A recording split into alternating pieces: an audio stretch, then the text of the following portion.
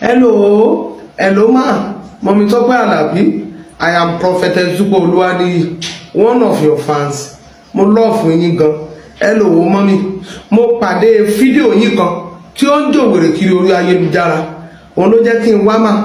Nínú fídíò yín yẹn, ẹni Ọlọ́run ò fìgbà kan sọ fún yín rí. Ọlọ́run wípé Tọ́pẹ́ o, má wò yẹtí o.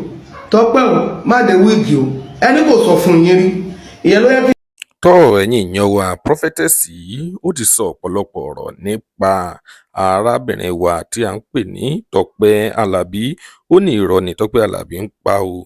Ó sọ̀rọ̀ gidi gan nínú fídíò yìí. A ṣe máa fún yín láǹfààní láti wo fídíò náà ní ẹ̀kúnrẹ́rẹ́. Ó ti yá.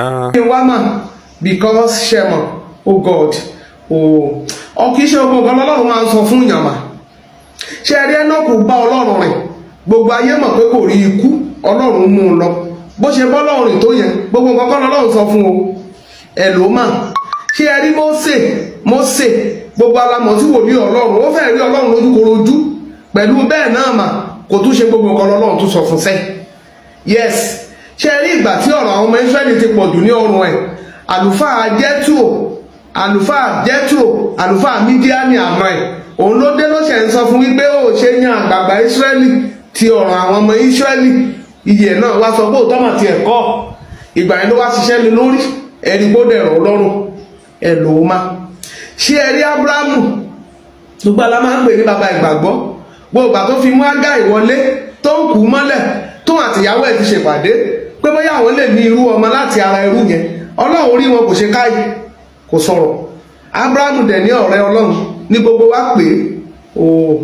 Ṣé ẹ rí Èlíjà wòlíì oníná gbogbo alamọ̀ náà àwọn Èlíṣà tí wọ́n gba ìṣẹ́po méjì agbára Èlíjà gbogbo wọn yẹn wọ́n súnmọ́ Ọlọ́run wọ́n tún súnmọ́ Ọlọ́run dúró wa ìgan lọ tá a sì ń sọ pé ọwọ́ wa ò tí ì tẹ̀ ẹ́ ná tá a tún sá eré ìje gbogbo nǹkan kọ́ lọ́lọ́run tún sọ fún un náà Ọlọ́run gbogbo àwọn ọmọ ẹ̀yìn Kristi yẹn gan tán rí lójúkorojú yẹn gbogbo nǹkan kọ́ lọ́lọ́run sọ sẹ́ẹ̀.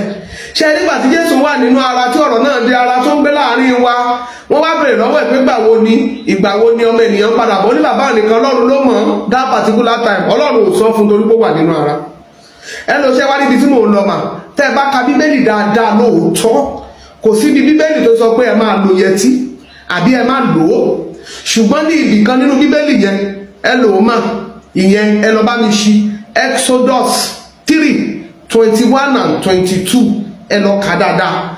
Òun fúnra ẹ̀ ló sọ pé kí àwọn ọmọ Ísírẹ́lì kí wọ́n béèrè fún fàdákà kán béèrè fún wúrà kán béèrè fún ẹ̀ṣọ́ kán béèrè fún ohun gbogbo lọ́wọ́ àwọn ọmọ Íjíbítì aṣọ bàtà wọ́n dẹ̀ kó fún wọn gbogbo wọn dẹ̀ wọ́ sétí ní ìrètí pé wọ́n fi ń ṣògo fún Ọlọ́run ò dẹ̀ bínú sí ní ìgbà yẹn ọkùnrin wọ yẹtí obìnrin wọ ọmọdé àgbà gbogbo wọn ló ń wọ̀ ọ́ wọ́n bìlí pé ògo Ọlọ́run ni ṣùgbọ́n nígbà tí wọ́n lọ ní aginjù èèyàn ṣe kinní kan èèyàn yìí náà ni ó ní mo dá èèyàn tán inú mi bàjẹ́ ó ní gbogbo èrò inú wọn ń bí ní èèyàn ní pọ́blẹ́mù Ọlọ́run èèyàn ní challenges Ọlọ́run èèyàn ní kádàrá Ọlọ́run tí ò lè do without us.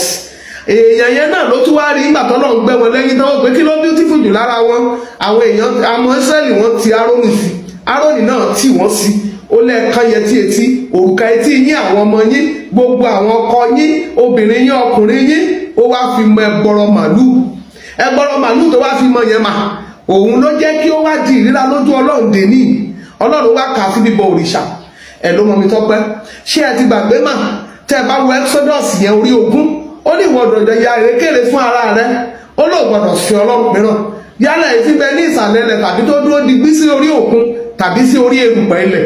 Ṣé mọ̀ pé wọ́n bẹ̀rẹ̀ sí ní kan wá mẹgbọrọ màlúù wọ́n wá kéde tẹ́ ẹ bá kà dáadáa Exodus 32 láti bíi 2 to 4 yẹn ẹ máa kà lọ sàlẹ̀ tẹ́ bá ti ń kà á lọ á sọ fún yín ó wá sọ fún wọn wípé kankan gbogbo òrùka etí wọn ó wá gbọ́ ó gbélékè ó ní èyí ni Ọlọ́run rẹ tó mú ẹ jáde ibẹ̀ nínú Ọlọ́run ti wù ibẹ̀ lọ́lọ́run ti fi tó pé òrìṣà ní kíní yẹn ó dẹ̀ sọ pé ìran abọ̀rìṣà kan kò ní dé ìjọba Ọlọ́run kì í ṣàwọn tó ń ta ojúbọ nìkan o ìgbà tọ́lọ́run ti fi bú yẹn Ọlọ́run ti rí bí ọ̀tá ẹ̀ lẹ́yìn tó bá compete ibi tí yẹn ti gba ìfarapa nìyẹn.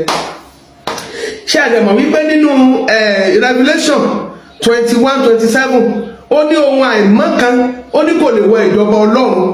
Ẹ lò ó tẹ́ bá wọ ó ní ohun àìmọ́ kan kò lè wọ ìjọba Ọlọ́run tẹ́ bá wá wo Matthew 5:29-30 ẹ̀rí pé níbẹ̀ yẹn ó wá tún sọ wípé tó bá dójú ọ̀tún wa ló fẹ́ mú wa kùnà ìjọba náà ó ní ká yọ, ohun tó bá jẹ́wọ́ wa àbẹ́sẹ̀ wa ó ló sàn ju ká dé ìjọba ọ̀run ní aláàbọ̀ ara, ju ká má wá débẹ̀ rárá kí ara wa dẹ̀ pé lọ.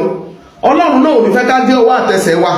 Nǹkan tó sọ bẹ́ẹ̀ ni pé anything tá bá ti rí kó lè mọ́ Ọlọ́run bínú, anything tá bá rí kó ti gba ìfibú lọ́dọ̀ Ọlọ́run, anything tá bá rí kó Ọlọ́run ti lé attachment kan mọ́ tó lè ṣèdènà wa, ipe ká kúkú tètè do away with it, ká má dọ̀run mòótọ́ èlò má, torí ká má bàa dọ̀run mòótọ́. So therefore tẹ́ bá rẹ́ni tó ń preach iṣẹ́ orí ọlọ́rọ̀ yẹn gbà tó dé ọ̀run, wọ́n wá sọ fún wípé ohun òdẹ mọ̀ ní o, Ọlọ́run ní ṣèrìn àjò wa bẹ́ẹ̀ o. Ṣe rí àìmọye ọkàn ní orin yìí ti build, tí bá gbọ́ orin yìí kìí ṣèmi nìkan àti gbogbo àwọn èèyàn, ọkàn wa máa shake, gbogbo wa máa dé ọ̀run àtẹ̀yìn náà.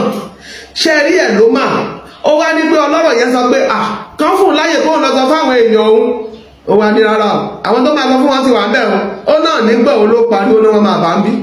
Bíbélì yẹn náà tí ó ti yé yìí, tí Ọlọ́run ti fi bínú yẹn, ohunkóhun tí Ọlọ́run bá dẹ̀ ti fi ibú tó pè ní òrìṣà, wọ́n bì ní pẹ̀lú tó bá jẹ́ tọ́ Ọlọ́run kò gbọ́dọ̀ tún máa gbé ẹ̀mí le. Àti pé ṣe rí ìmúra wa kò gbọ́dọ̀ máa please àwa ní gbogbo ìgbà, ó gbọ́dọ̀ please Ọlọ́run tó ló ní kí ẹ̀ṣọ́ inú wa ó ní kó jẹ́ ti inú, yes, ó ní kì í ṣe ní ti òde ara. So anything tí a bá ti ń ṣe ó gbọ́dọ̀ wà in moderation.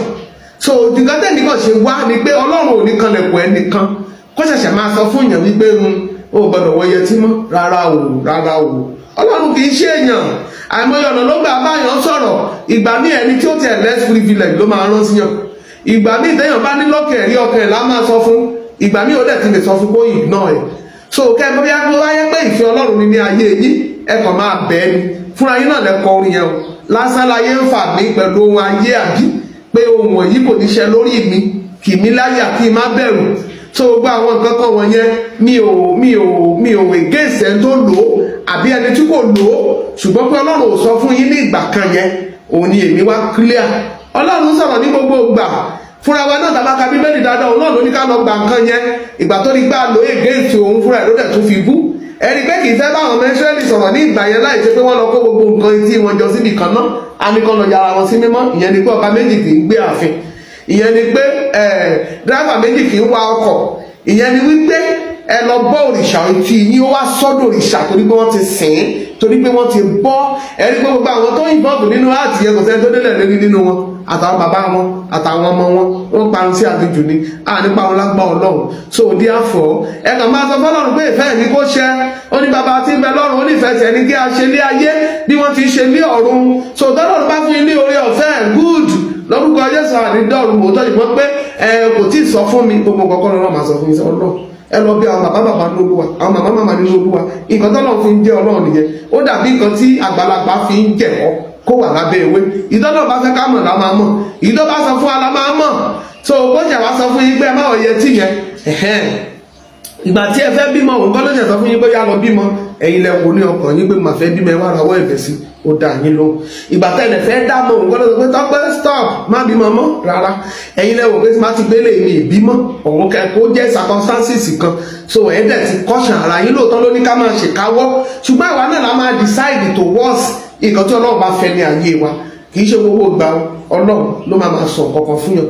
So gbogbo àwa tí a mọ̀ túmọ̀ ẹ̀, kì í ṣe pé wà nínú ibì kan nínú Bíbélì pé má wọ̀ yẹtí mọ́. Kí dẹ̀ ní díẹ̀ ọ̀rọ̀kọ̀rọ̀ tó bá ti jáde lẹ́nu Ọlọ́run, ẹ lò ó. Ọlọ́run tó sọ pé òun sọ bẹ́ẹ̀ mọ́ fúnra ẹ̀, tó sọ pé kán lọ gbà á lójú ara ẹ̀, ó tọ́jú àwọn ọmọ ẹ̀ ni, ló tọ́jú ara ẹ̀. Àwọn ọmọ ẹ̀ ṣèdí bẹ̀bẹ̀ ló fẹ́ filẹ̀kẹ̀ sí wọn nídìí ni, lójú ara ẹ̀ ó tẹ́kì àwọn ọmọ ẹ̀ ni. Ṣùgbọ́n àwọn ọmọ wa gbẹ̀yìn bẹ́bọ jẹ́, wọ́n wá mú nǹkan tọ́lọ́run fi ṣe wọ́n lẹ́ṣọ̀ọ́, wọ́n fi dá Ọlọ́run mìíràn. Ibẹ̀ lójú Ọlọ́run ti korò sí wọn, ibẹ̀ lọ́lọ́run ti fi gbígbé òrìṣà ni, ibẹ̀ ni àwọn èèyàn tí kì í ló yẹn ti wá píìkì ẹ̀ pé by using it it's more or less èèyàn tún sin òrìṣà ìgbà yẹn, ohun Ọlọ́run bínú ni. Kì í ṣe pé bóyá Bíbélì kan lẹ máa dúró dè, no. tó kẹ́ bá dẹ̀ ní oore ọ̀fẹ́ láti má lò ó, kì í ṣe kẹ́ sọ pé torí pé Ọlọ́run ò sọ fún yín, ó lè má sọ fún yín o. It is well with you, ẹ bá mi share ẹ̀wọ̀ ẹjẹ́ mi dọ́dọ̀ mọ́mì mi, mọ́mì Tọ́pẹ́ Àlàbí, kó dọ́dọ̀ gbogbo àwọn tí òye ọ̀rọ̀ yé òye, òní fọwọ́ gbọ́mọ tí bó ṣe ń share ẹ̀ Ọlọ́run, àná òní jábọ́ sí gọ́tà sẹ́ ìyanu kó ṣẹlẹ̀. Èmi àti onílọ́run lòótọ́, ire lójú wa máa rí, a máa ṣègbàgbọ́ jèrè ni, a máa ṣègbàgbọ́ jèrè ni, a dẹ̀ máa rí Kristi Jésù Olúwa wa. Àmì sẹ́ Ọlọ́run ó gbọ́dọ̀ ń wò mí ni bá mi ṣàmì fáyà jọ̀ọ́ fáyà jàre. Thank you.